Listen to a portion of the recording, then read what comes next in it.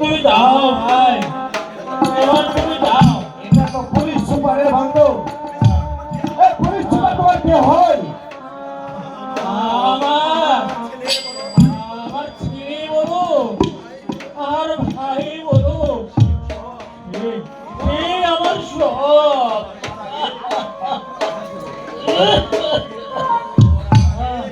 মরার আগে একবার একবার ওর মুক্তি দেখে আমি আমি মরতে চাই।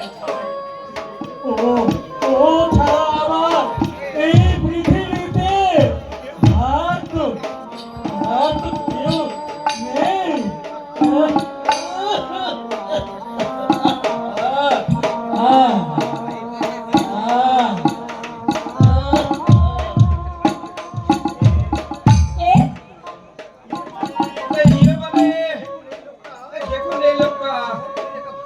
এই শহরতলির একটা ভাঙা বস্তিতে শুয়ে কাতরে কাতরে কাঁদছে। কাছে গিয়ে দেখি প্রচন্ড জ্বর। জিজ্ঞাসা করলাম আপনজন কেউ আছে? উনি এই বাড়ির ঠিকানা বললে, তাই ভাবলাম আপনাদের মনে হয় বলবে না আমরা ছাড়া আমার কিন্তু বড় চিন্তা তোমার মতো আর কেউ নেই। কেন কেন মধ্যে শুধু শুনি রাত থেকে তো ছুটি চলে গেলে কেউ দিল না একটা ভাত বুঝি? তুমি তুমি তুমি কি আমি তোমার সঙ্গে দেখা করতে আসিনি, এসেছিলাম আমি আমার দাদা বাবুর সঙ্গে। তারপর তারপর আমার একটা দাবি আছে। মরে যায় আর আমার নাকি দাবি আছে। আমি আমি চলে যাচ্ছি। তোমার মতো আমাকে দেখানো ভগবান ভগবান তোমাকে সৃষ্টি করেনি, তোমাকে সৃষ্টি করেছে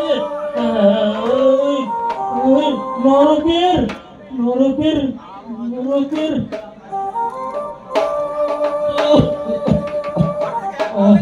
ঘর থেকে এক পা বের হবে না।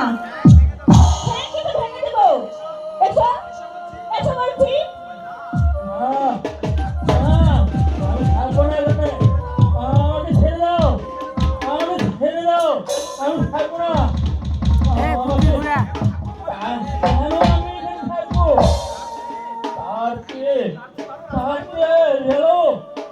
আমাকে ওই রাস্তায় গিয়ে থাকায় আমার অনেক ভালো। চালাকি পেয়েছো বুঝি? রাস্তায় মরবে?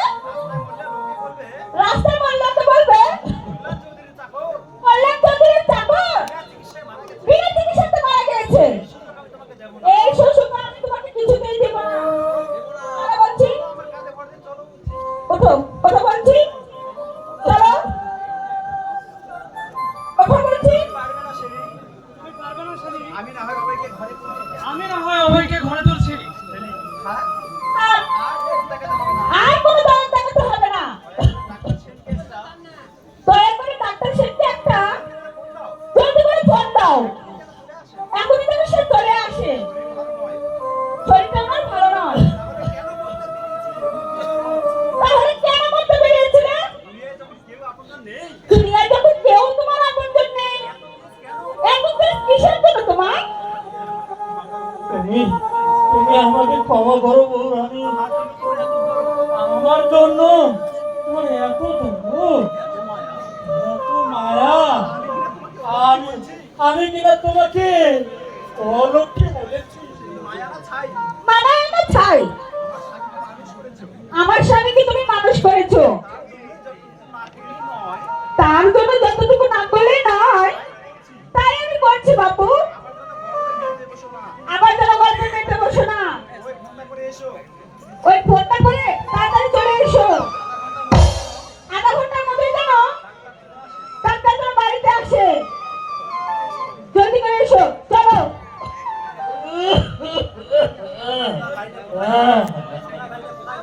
আপনার বাড়িটা কোথায় ভাই?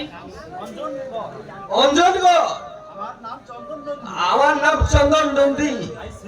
আই সে, আপনি তাহলে চিঠি লিখে সঞ্জয় বাবুর গোপন গোদামের কথা আমাকে জানিয়েছিলেন। সাতকর নন্দী আপনার বাবা?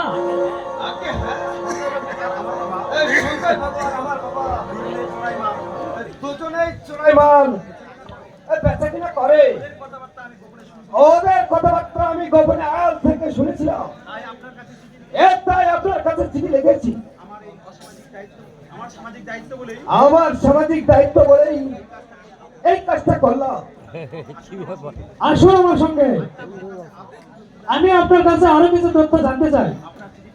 আপনার চিঠি পাওয়ার সঙ্গে সঙ্গে আমি সন্তোষ সেনের বাড়িতে পুলিশ পিকেট বসিয়েছি, যাতে চোরাই মাল পাচার করতে না পারে। তাই চলুন ভাই, তাই চলুন।